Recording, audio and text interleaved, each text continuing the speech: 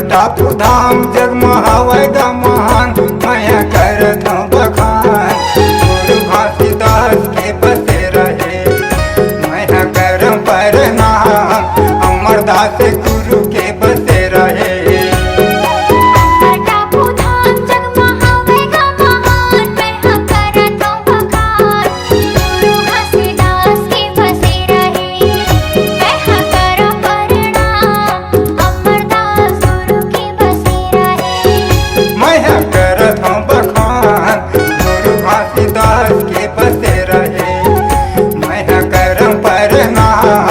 अमरदास गुरु के बसे रहे।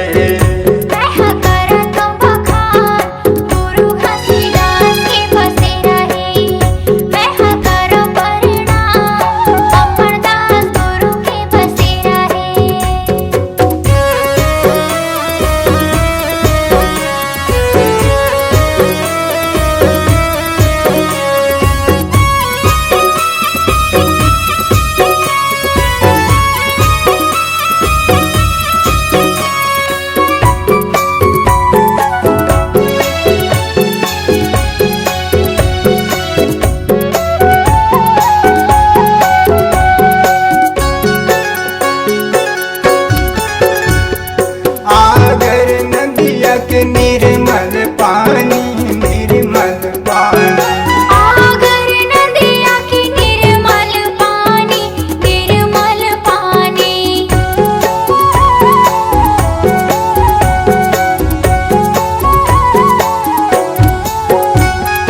गजब सुख लागे भैया गुरु के कहानी बाबा के कहानी।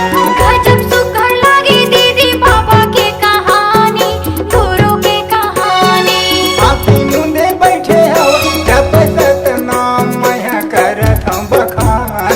गुरु घासीदास के बसे रहे मैं करम प्रणाम। अमरदास